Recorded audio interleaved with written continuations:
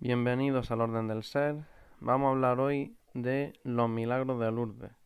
Es un fenómeno interesantísimo y que voy a comentar un poco y recomendar sobre todo el libro que veis ahí en la imagen, en la imagen que he escogido para este vídeo, que es el de Patrick Taillier, o bueno, no sé cómo se dirá exactamente en francés. En español sería Patrick Taillier, en francés quizás sea diferente cómo se pronuncia, y se llama Los Milagros de Lourdes. Y el subtítulo es Curaciones, Conversiones y Testimonios de la editorial Arcaduz. Yo tengo la tercera edición, aunque en la imagen pone segunda edición, pero yo tengo la tercera que es de 2017, físicamente me refiero, y bueno, puede ser que ya haya incluso más. Voy a leer un poco de lo que va el libro y ahora vamos a entrar en materia, ¿no? Dice el santuario de Lourdes, tan famoso por sus apariciones, lo es también por sus milagros. Estoy leyendo la contraportada del libro, ¿vale? De hecho, cada año 6 millones de peregrinos afluyen por diversos motivos, pero muchos para curarse por la intercesión de la Virgen a través del agua de la gruta. Más de 2.500 se bañan cada día en las piscinas. El doctor Patrick Taillier, responsable del departamento médico de Lourdes desde hace 10 años, aunque aquí quiero puntualizar que, claro, esto es cuando se escribió en 2017, como el hombre ya es bastante mayor, creo que ya se jubiló. Dice, relata en este libro los milagros más significativos ocurridos desde que hace 150 años la Virgen se apareciera a una muchachita llamada Bernadette Soubirous, desde el famoso milagro testimoniado por el Premio Nobel de Medicina Alexis Carrel hasta los más recientes. Bien, ahora sigo leyendo, pero quiero puntualizar el caso, desde luego, más paradigmático de las curaciones de Lourdes, el que fue reportado por el Premio Nobel, como dice aquí, el Premio Nobel de Medicina Alexis Carrel, Premio Nobel de Medicina en el siglo XX. Yo tengo un audio entero solo describiendo ese caso, ¿vale? Que es de los más vistos del canal.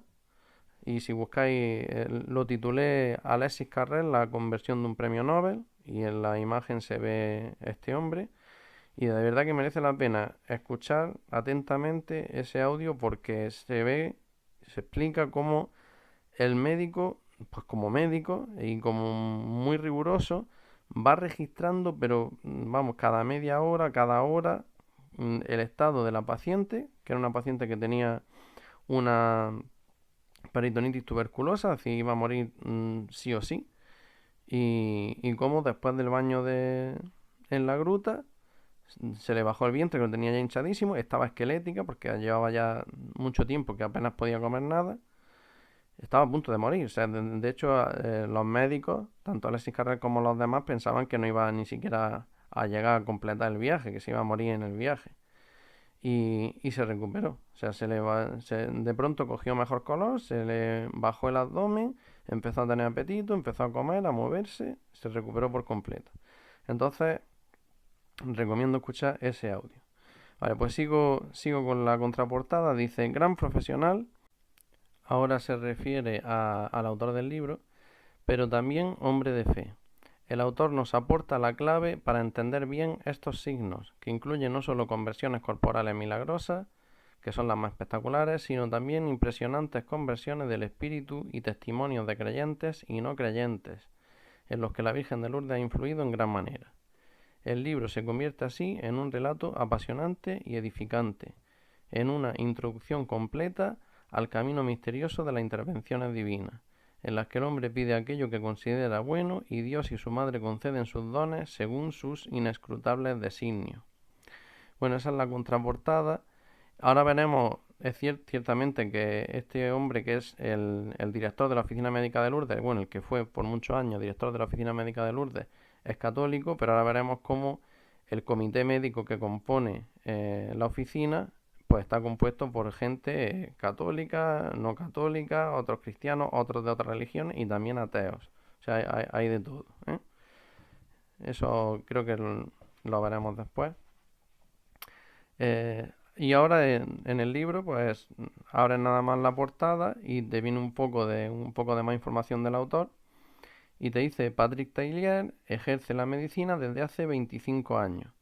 En 1998 fue nombrado por Monseñor Jacques Perrier, obispo de Tarbes y Lourdes, responsable del, bueno, aquí lo dice en francés, pero la traducción sería la oficina médica del Santuario de Lourdes. Es además presidente de la Asociación Médica Internacional de Lourdes, a la que pertenecen más de 12.000 profesionales de la salud de 75 países. Esta gente recibe la información de los casos que luego se van a estudiar. Son voluntarios, ¿no? Claro. Médicos voluntarios porque le interesa la cuestión o son curiosos y les mandan toda la información. Vale, y luego dice que se ha publicado también sobre este tema otro libro que dice que se llamaba ¿Y si habláramos de los milagros más antiguos, ¿no? Del 2004. Bien, pues vamos. No voy a leer del libro en cuestión, solo voy a leer apenas 3 párrafos porque lógicamente pues tiene su copyright. Y luego ya lo que voy a comentar es de diversas fuentes de internet. Pero voy a leer solamente un párrafo de la presentación y un párrafo de la introducción y del prólogo, ¿vale?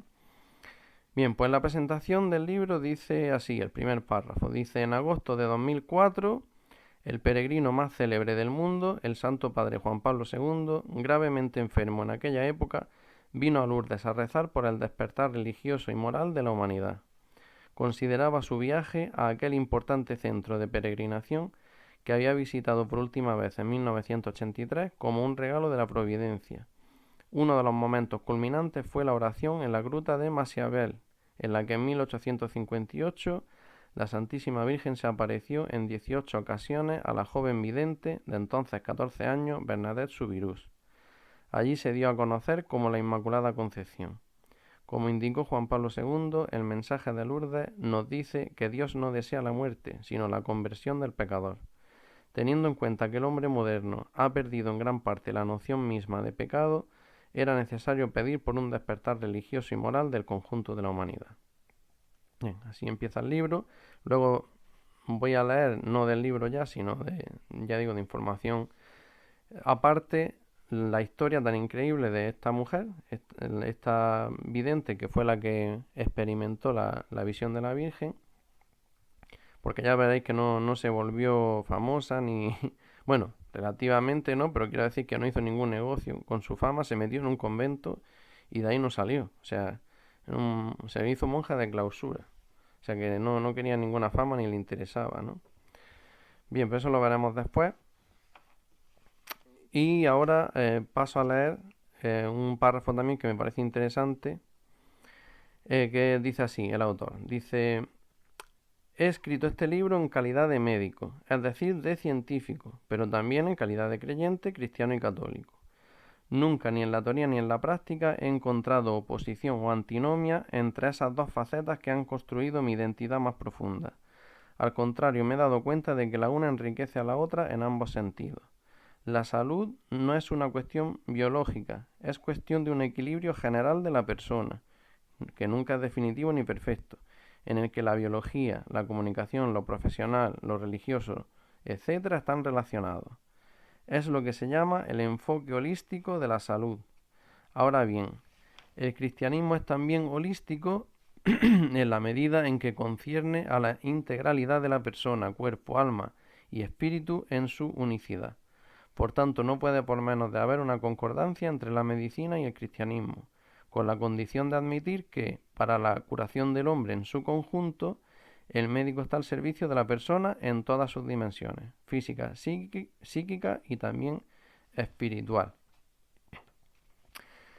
Bien, y aquí hay un comentario también de un sacerdote que fue expresidente de la Federación Internacional de las Asociaciones Médicas Católicas, que dice lo siguiente: dice, hemos de estar convencidos de que la auténtica experiencia religiosa puede ayudar a los hombres y mujeres de nuestro tiempo a conservar la salud tanto física como espiritual y a resolver el aparente conflicto entre la necesidad de salud personal y los recursos del sistema sanitario, porque la salud y la curación forman parte de un proceso de salvación y la salvación no existe si el hombre no está curado en su totalidad. Muy interesante también. Y voy a leer ahora un párrafo solamente del prólogo en el que profundiza. El autor dice: desde hace 10 años soy el director de la oficina médica de las comprobaciones. Tiene diferentes siglas porque hay varios departamentos en la oficina, ¿no? Encargada de identificar las curaciones inexplicables, y no ha pasado ni un día en el que no me haya enfrentado a este misterio. Cada peregrino que ha venido a dar testimonio de una curación atribuida a Nuestra Señora de Lourdes me ha aportado una luz. Y esas curaciones eran de todo tipo, físicas ciertamente, pero también psíquicas y espirituales. Y es que no hay nada de sorprendente en el hecho de que en este mundo duro, difícil, en vías de perder las raíces y las referencias, nuestros contemporáneos, más allá de la curación física, tienen una necesidad urgente de salud psíquica y espiritual. Una salud que la medicina no está forzosamente capacitada para aportarle. Este es un punto que se recalca muchísimo en el libro, ¿no? La importancia de la espiritualidad en la persona y no solo del bienestar físico, que también, ¿no? Que también. Pero el libro tiene varios capítulos, hay al menos 2 capítulos que son, digamos, relatos ordenados de casos de curaciones, con toda la documentación, con los nombres, las fechas, pero hay otros que también intenta explicar cómo eh, pues el santuario de Lourdes va mucho más allá de eso, ¿no? Va mucho más allá de eso. Y hay gente que va allí a curarse aunque no tenga ningún problema físico, porque tiene un problema espiritual, psicológico o de cualquier otra índole. Y cómo le ayuda, ¿no? Esta peregrinación. Por cierto que el prólogo es escrito por el cardenal Christoph Schönborn, arzobispo de Viena, que luego buscando su biografía y eso me he dado cuenta de que era un gran amigo del Papa Francisco, que en paz descanse, por si a alguien le interesa buscarlo. Bueno, ya sí que sí, dejamos completamente el libro y vamos a relatar ya, digamos quizás lo más interesante, que son los hechos relacionados con esta niña, Bernadette Soubirous, y luego vamos a terminar exponiendo los 3 últimos casos de curación milagrosa reconocida por la Oficina Médica de Lourdes. Aunque luego ya veremos que, bueno, ellos no lo tachan de milagroso. El objetivo de la Oficina Médica solamente es decir si tiene explicación científica o no. Lo de milagroso ya tiene que ser la Iglesia quien lo diga. Pero vamos a escoger los 3 últimos, pues para que no se diga, bueno, pero es que casos del siglo XIX, ahora la ciencia ha avanzado mucho. Pues bueno, vamos a coger 3 casos que se hayan reconocido ya en el siglo XXI y de hecho en la segunda década. Vaya. O sea, hace muy poco. Bien, pues vamos a ver que es muy interesante el origen y cómo empezó todo esto. Bien, vamos a ver. Empezamos el 11 de febrero de 1858. Esa fue la fecha de la primera aparición. Bernadette Soubirous, una niña de 14 años, analfabeta y de salud frágil, hija de una familia pobre, salió con su hermana Toinette y una amiga, Jean Abadie, a recoger leña cerca de la gruta de Massiabel, a orillas del río Gave, en Lourdes, Francia. Mientras intentaba cruzar un arroyo, Bernadette se quedó atrás y en la gruta experimentó la primera aparición. Vio a una dama, la describió así, como una dama, vestida de blanco, con un cinturón azul, un velo y un rosario, que le sonrió, pero no habló. Bernadette, inicialmente confundida, rezó el rosario mientras la visión permanecía. Este evento marcó el inicio de las apariciones. Bien, 3 días después, 14 de febrero de 1858. Segunda aparición. Bernadette regresó a la gruta con el permiso de sus padres, acompañada por otras niñas. Llevó agua... Esto es las creencias de la gente, ¿no? Llevó agua bendita para asegurarse de que la visión no fuera maligna. Al arrojar el agua hacia la dama, ésta sonrió y permaneció, y Bernadette entró en éxtasis mientras rezaba el rosario, lo que impresionó a los presentes. Este evento comenzó a atraer la atención de los vecinos. Bueno, lo de entrar en éxtasis es cuando una persona como que se queda con la cara descolocada, mirando al horizonte, en la mirada fija, sin parpadear, cosa que es imposible de hacer a propósito. O sea, que cualquiera puede intentarlo, intentar no parpadear durante 5 minutos, o sea, enseguida notas que tienes cara de estar deseando parpadear y no puedes. Entonces es muy raro y muy difícil de fingir un éxtasis, ¿no? Pero bueno, imposible no sé si será, pero desde luego que esta niña que lo hiciera es complicado. Pero bueno, esto no es nada en comparación con lo que todo lo que viene ahora. Bien, entonces, 4 días después, el 18 de febrero de 1858, tercera aparición y primera interacción verbal, porque hasta entonces solo había tenido la visión, pero nada más. Durante la tercera aparición, la dama, entre comillas, porque así es como la llamaba Bernadette, ella no decía la Virgen, en principio no se sabía nada de eso, ni ella dijo la Virgen ni nada. Habló por primera vez con Bernadette, dirigiéndose a ella en el dialecto local, que era el occitano, con cortesía. Y bueno, y aquí viene la pregunta exacta en el idioma, que no me niego a intentar reproducirla. Así que la pregunta traducida sería, ¿tendrías la bondad de venir aquí durante 15 días? La Virgen no prometió felicidad terrenal, sino en el otro mundo. Bernadette aceptó la invitación, consolidando su compromiso de regresar a la gruta. Bien, pues entonces vuelve al día siguiente. Durante este periodo, Bernadette asistió a la gruta casi diariamente, acompañada por un número creciente de curiosos, que a veces ya empezaban a alcanzar los cientos. Lógicamente, pues vecinos de la zona, en principio. Las apariciones seguían un patrón similar. Bernadette rezaba el rosario, entraba en éxtasis y la dama le sonreía o le daba mensajes. Entre los eventos destacados, el 20 de febrero la Virgen enseñó a Bernadette una oración personal que ella debía guardar en secreto. El 24 de febrero la Virgen pidió penitencia diciendo: penitencia, penitencia, penitencia, reza por los pecadores. El 25 de febrero la Virgen indicó a Bernadette que bebiera y se lavara en un lugar de la gruta. Esto ya sí es bastante importante. Indicó a Bernadette que bebiera y se lavara en un lugar de la gruta. Bastante importante me refiero como para demostrar la credibilidad del suceso, frente al escepticismo, digamos. Entonces, ahí no había agua. Bernadette, al no ver agua, lo único que se le ocurrió era escarbar en el suelo, de donde brotó un pequeño manantial, pero eso fue después, o sea, al principio, pues la gente la vio escarbando en el suelo, se llenó de barro y se echaba las manos a la boca porque para ver si la tierra que estaba escarbando tenía húmeda, y mucha gente que la vio así, pues dijo, mira, esta niña está loca y nos vamos. O sea, mucha gente al principio le chocó tanto eso, que además que ahí no había agua, y en fin. Sin embargo, al final resulta que ahí hay un manantial, nadie lo sabía, que a día de hoy aún fluye. Y esa es la fuente milagrosa asociada al santuario, o sea, el agua que procede de ahí. Claro, cuando después ya empezaron a fijarse que si salía agua, que tardaron, no sé si ya un rato, ahora o lo que sea, cuando empezaron a fijarse que al final sí que salía agua de ahí, que llevaba razón esta niña sin tener ninguna posibilidad de saberlo, pues entonces las autoridades locales ya sí comenzaron a preocuparse, porque ahí es cuando verdaderamente eh, cogió fuerza la peregrinación, esta peregrinación primera, y ya llenaba, o sea, iban multitudes, ya no eran los amigos y los vecinos, ya se extendía la cosa y empezaban a ir multitudes y ya con fervor religioso, y entonces ya las autoridades intervinieron y empezaron a interrogar a la niña. Empezaron a interrogarla en varias ocasiones.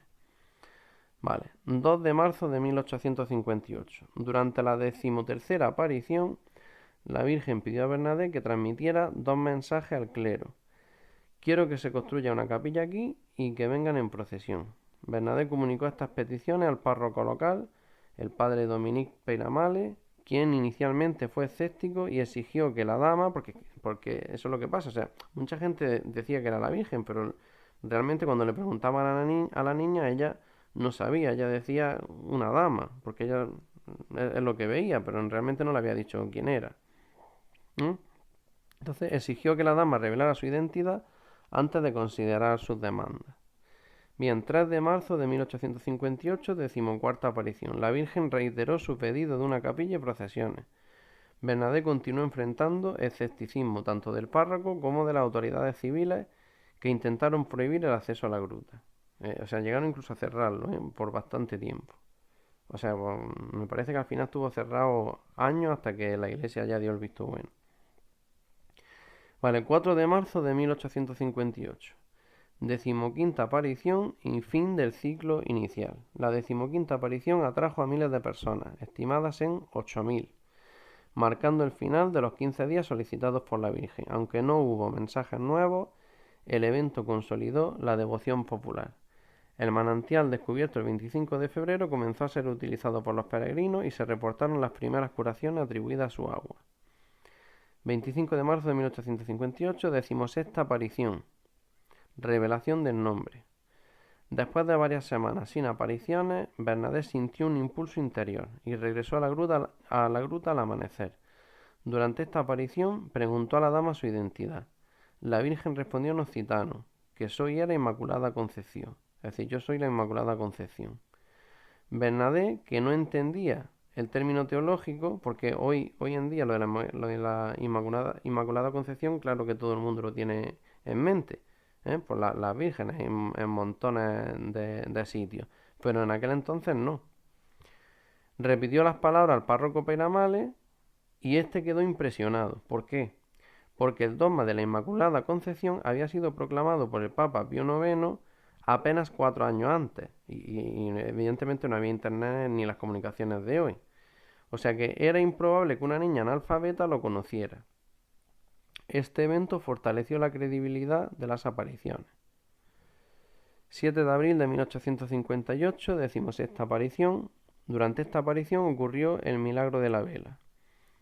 Bernadette, en éxtasis, sostuvo una vela encendida cuya llama tocó su mano durante varios minutos sin quemarla. Según los testigos, incluido entre los testigos el médico local, Dr. Pierre-Romain Duzous. Este evento atrajo aún más atención y reforzó la percepción de lo sobrenatural. Es otra cosa que no se puede hacer. O sea, sostener la mano sobre una vela sin quemarte, y más en una niña de 14 años, eso imposible. Bien, 18ª y última aparición. Las autoridades habían cercado la gruta para impedir el acceso, pero Bernadette sintió un nuevo impulso y se acercó al lugar, observando desde la otra orilla del río Gave. O sea, ya estaba cerrado de aquello. O sea, no es que la gente... O sea, por aquello entonces la mentalidad era que cuando sucedía una cosa así, eso era problema. O sea, para las autoridades eso eran problemas, ya está. Porque, claro, manejar esa cantidad de gente, imaginaros, ¿no? Y entonces vio a la Virgen por última vez, describiendo la visión como más hermosa que nunca. No hubo mensajes nuevos, pero Bernadette sintió una profunda paz, y esta fue la última aparición. Bien, luego en otoño de ese año empiezan las primeras investigaciones eclesiásticas. La Iglesia Católica, inicialmente cautelosa, comenzó a investigar las apariciones. El obispo de Tarbes, Monseñor Bertrand Sever Lawrence, formó una comisión para examinar los hechos, entrevistando a Bernadette y a los testigos y analizando las curaciones reportadas. Bernadette mantuvo su testimonio sin contradicciones a pesar de los interrogatorios.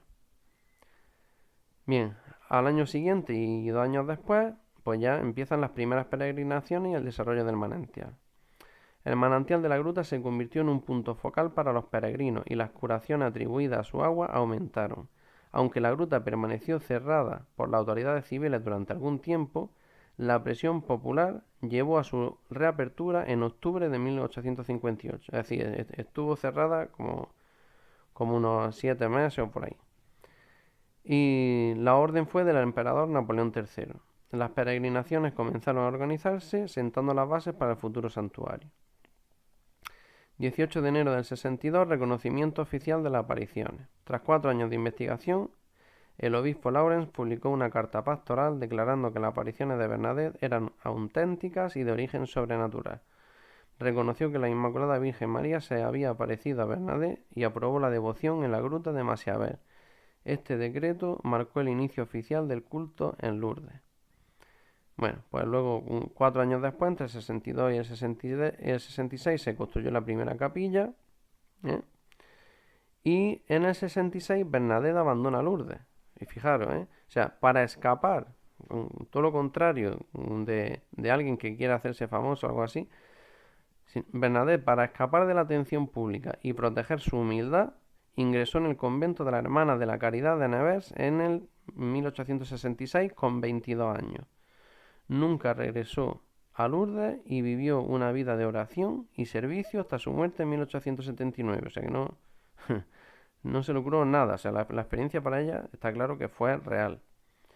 Durante su vida en el convento, incluso durante su vida en el convento, evitó hablar de las apariciones manteniendo su simplicidad y obediencia. Y en 1883 se crea la Oficina de las Constataciones Médicas. Aunque esto ocurrió después de la vida de Bernadette, la fundación de la Oficina Médica de Lourdes en 1883, porque además murió joven, creo que murió con 35 años o algo así, porque siempre había tenido salud frágil desde niña. Por eso dice que en 1883 ya Bernadette había fallecido. Bueno, pues entonces, bajo la dirección de médicos independientes, fue una consecuencia directa de las curaciones asociadas al manantial. Es decir, la creación de la oficina médica fue consecuencia de las curaciones que iban reportando los que asistían al manantial de Lourdes. Esta oficina comenzó a investigar rigurosamente las curaciones reportadas, consolidando la reputación de Lourdes como un lugar de milagros. Bien, pues entonces, bueno, para acabar, pues los eventos de 1858 fueron, en resumen, 18 apariciones de la Virgen María Bernadette Soubirous, que transformaron la gruta de Machiavel de un lugar olvidado en uno de los santuarios marianos más importantes del mundo. La simplicidad de Bernadette, su falta de educación formal y su consistencia en el relato, a pesar de las presiones de las autoridades civiles y eclesiásticas, dieron credibilidad a las apariciones. Los mensajes de la Virgen, penitencia, oración por los pecadores, la construcción de una capilla y las procesiones reflejaban una espiritualidad accesible que resonó con millones de fieles. El manantial descubierto el 25 de febrero de 1858 se convirtió en el símbolo más tangible de las apariciones, asociado con miles de curaciones, de las cuales 70 han sido reconocidas como milagros por la Iglesia hasta 2025.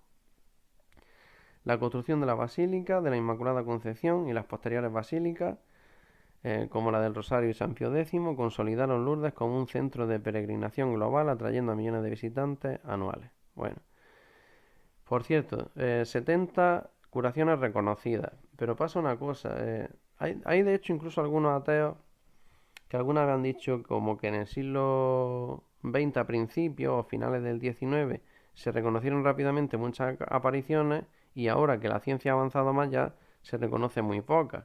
A lo mejor hay una cada... Bueno, de hecho las tres últimas son 2012, 2013 y 2018. O sea, a lo mejor en 5 años han reconocido 3. Allí van millones de personas al año, ¿no? Entonces, dicen, bueno, es una muestra de que a lo mejor si con la ciencia de hoy no hubieran reconocido tantas antes en el pasado, pero es que no tienen en cuenta una cosa, que prácticamente nadie de las personas que salen curadas de allí, al final mandan su caso y tienen tanto empeño en colaborar y en darse viajes y en presentar documentación como para que se reconozca oficialmente la oficina de constataciones médicas. Es decir, el que va allí y se cura o cree que ha sido sanado milagrosamente, pues lo que hace si acaso es peregrinar todos los años, agradecer a la Virgen, agradecer a Dios, evidentemente, pero cuando empiezan a decirle, como mucho a lo mejor va a la oficina, muchos ni eso, pero bueno, los que van a la oficina médica a reportar el caso, pues dan un reporte inicial, pero cuando empiezan a decirle a los médicos que necesitan, que si radiografía, que si historial clínico, que si no sé qué, todo eso es un dinero, o sea, tienes que moverte, tienes que enviarlo, tienes que estar pendiente de los plazos, es decir, tienen un proceso muy largo, luego tiene que pasar, cuando los médicos hayan descartado eh, que haya, o sea, cualquier explicación natural, pues luego tiene que pasar también su proceso eclesiástico, además, ¿no? Que también estudian a ver cuál es la fe de este hombre, qué es lo que dice, o sea, son muchas cosas. Entonces, casi nadie se molesta en hacer todo eso, porque realmente, bueno, pues eso son cosas humanas, o sea, a Dios lo que le importa es que le rece y le agradezcan, ¿no? No, tampoco hay ninguna necesidad de eso. Y luego, por ejemplo, no se acepta ninguna curación si ya estaba en tratamiento médico. O sea, si estaba haciendo un tratamiento médico y de pronto te cura, eso no se acepta como curación milagrosa, porque dice, bueno, ¿y si es por el tratamiento, no? Evidentemente. Entonces, para que te lo acepten tiene que ser que no te has hecho ningún tratamiento o que te hiciste un tratamiento completo, no funcionó y ya pasó el tiempo y ya estabas ya para morirte y entonces al final te cura por ir a la gruta, ¿no? O sea, tiene que ser algo. Hay que descartar muchas cosas y eso a veces pues es imposible. A lo mejor tú tienes el convencimiento de que te has curado por la Virgen porque te has curado justo el mismo día o el día siguiente, pero claro, como estaba en tratamiento médico también, pues no te lo van a aceptar. O sea, que es que son muy rigurosos, ¿eh? Bien, bueno, pues entonces vamos ya a presentar los tres últimos casos, ¿vale? Los tres últimos casos reconocidos como milagros de curación, ¿eh? Bien, pues el primer caso, eh, que es el más reciente, el de 2018, curiosamente también se llama Bernadette, la mujer. Pero bueno, claro, en Francia es que es donde más gente va, más que nada por cercanía, ¿no? Bien, Bernadette Muriau, o Muriau se llama. Bien, contexto y enfermedad.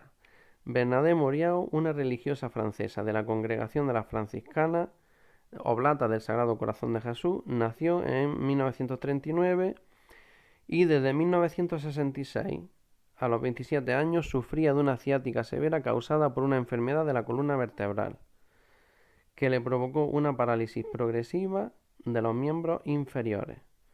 Para 2008 estaba completamente incapacitada. Fijaros, estamos hablando, aunque la mujer es muy mayor, pero cuando estaba enferma todavía en 2008, o sea, de esto hace muy poco. Estaba completamente incapacitada, dependía de una silla de ruedas y usaba aparatos ortopédicos, incluyendo un corsé y una férula. Además, tomaba morfina para controlar el dolor crónico. Los médicos consideraban su condición irreversible, o sea, estaba en un estado totalmente lamentable. Bien, en julio de 2008, Moriau participó en una peregrinación al santuario de Lourdes. Durante su visita, oró, bebió agua del manantial, asistió a ceremonias religiosas y se bañó en las piscinas del santuario.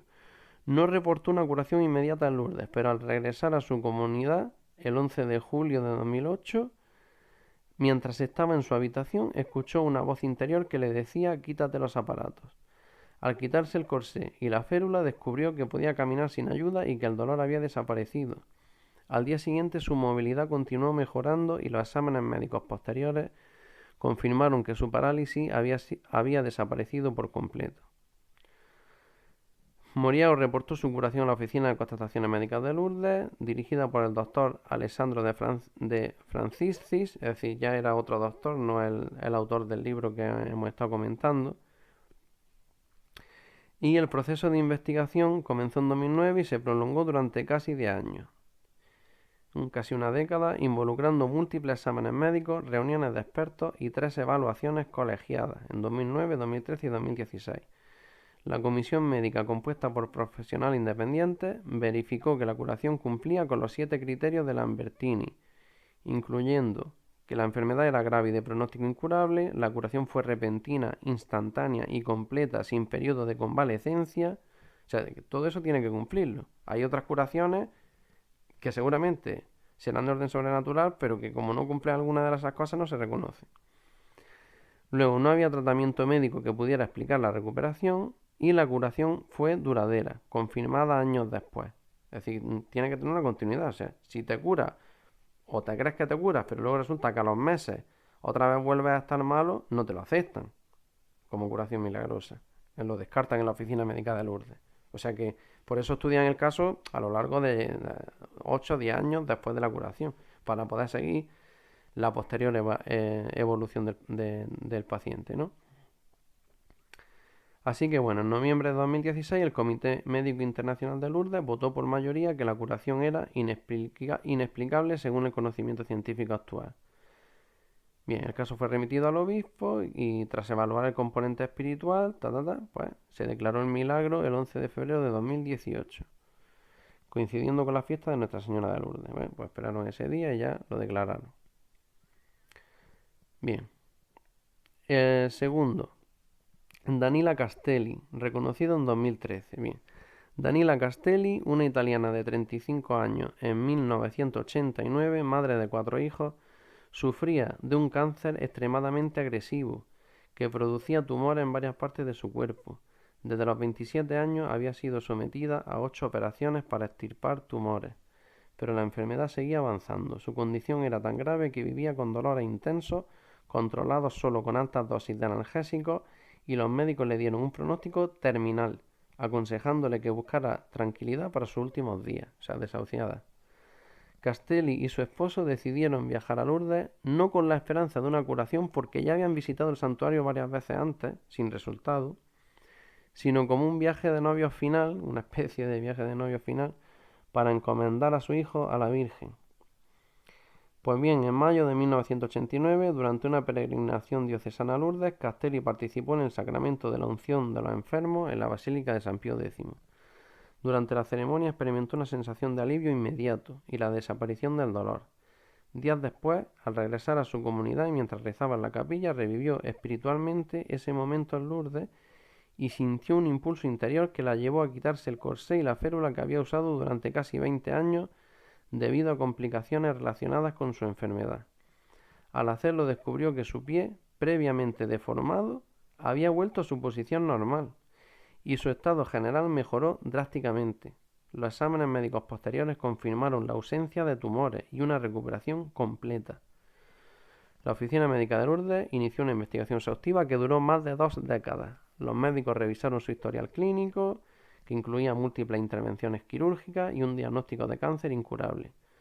La curación fue evaluada según los 7 criterios de la oficina, destacando, bueno, esto es lo mismo de antes, ¿vale? Los mismos criterios de antes, con lo que se concluyó que era, el Comité Médico Internacional votó que la curación era inexplicable según el conocimiento científico actual.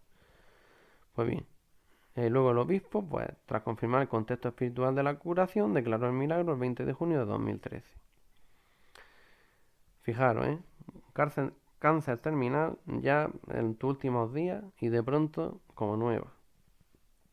Bien, y ya para acabar el último, Luigina Traverso, que fue reconocido en 2012. Luigina Traverso era una religiosa salesiana italiana de 30 años en 1965. Sufría de una parálisis severa en la pierna izquierda causada por una ciática paralizante, relacionada con un meningocele, una malformación espinal. Había estado postrada en una camilla durante años, incapaz de caminar, y se había sometido a múltiples cirugías sin mejoría. Un chequeo médico, poco antes de su peregrinación a Lourdes, describió su estado como crítico. Paciente en condiciones generales de sufrimiento, pálida, hipotensa, con rigidez y contracción del tracto lumbosacral de la columna y movilidad del pie reducida por parálisis. O sea, casi tan mal como la del caso de Alexis Carrel. Casi tan mal. Su pronóstico era sombrío y los médicos no esperaban recuperación. Circunstancias de la curación.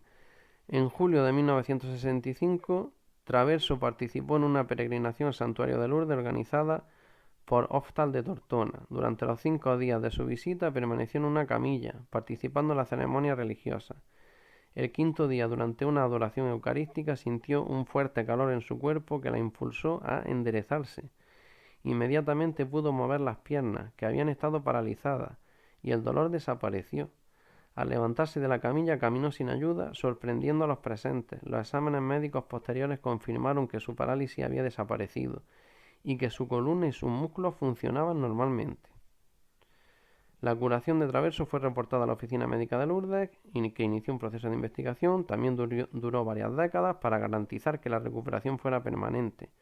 Los médicos revisaron su historial clínico, que incluía diagnósticos de meningocele y parálisis crónica, y confirmaron que no había tratamientos médicos que pudieran explicar la curación. La evaluación se basó en los 7 criterios de la oficina, lo mismo. La curación que sea súbita, que sea repentina, que sea durable por muchos años en el tiempo, o sea, hasta el momento en que se sepa no ha vuelto. La enfermedad era orgánica, grave, pronóstico incurable, etcétera, etcétera. Bien, pues entonces el caso de Traverso es un ejemplo clásico de los milagros de Lourdes, caracterizado por una curación repentina durante un momento de intensa devoción. Que esa es otra cosa, es decir, que para que lo reconozcan como milagro es de gente que de verdad se lo ha pedido, que luego habrá otra gente que ni lo ha reportado porque, bueno, ha ido en peregrinación, a lo mejor sin fe, y se ha curado. Y eso no lo van a reconocer como milagro, porque o sea, son muy escrupulosos, ¿no? Para reconocerlo. Bien, su condición bien documentada por exámenes médicos previos y la ausencia de cualquier tratamiento efectivo hicieron que su caso fuera particularmente convincente para la oficina médica. Traverso, quien aún vivía en su monasterio al momento del reconocimiento, se convirtió en un símbolo de la intercesión de la Virgen en un contexto de sufrimiento y esperanza. Bien, pues ya está. Con esto acabamos. Por hablar un poquito de más, pero ya muy poco de la oficina médica, pues recordamos, fue fundada en 1883 y es un organismo que evalúa las curaciones reportadas en el santuario con un rigor científico excepcional. Desde 1858 se han registrado más de 7.000 curaciones inexplicables, fijaros. Por eso quería terminar diciendo esto, por este dato. O sea, se han registrado más de 7.000 curaciones inexplicables, pero solo 70 han sido declaradas milagros por la Iglesia, lo que refleja la exigencia del proceso. Bueno, y aquí otra vez habla de los criterios utilizados y tal. Luego, evidentemente, ya hemos dicho, hay más millones de peregrinos todos los años. La gran mayoría, pues no se curarán, supongo, vamos. Pero, bueno, supongo no, es seguro. Pero, en fin, con que tenga un caso que sea inexplicable, pues es lo que hay y no es un caso. Son miles, realmente. Luego los que ya se declaran como milagros son muy pocos por el montón de criterios que hay que cumplir y porque tienes que encontrar una persona que esté dispuesta a proporcionar con periodicidad toda la información que se le va requiriendo, que es un trabajo. Entonces, claro. Pero fijaros, 7.000 curaciones inexplicables desde que se creó el santuario. Que lo hayan reportado. Muchas ni siquiera se reportan, ¿eh? O sea que seguro que son más. Bien, pues ya está. Cada caso es investigado durante años, involucrando a médicos independientes, como hemos dicho, no solo católicos, ni mucho menos.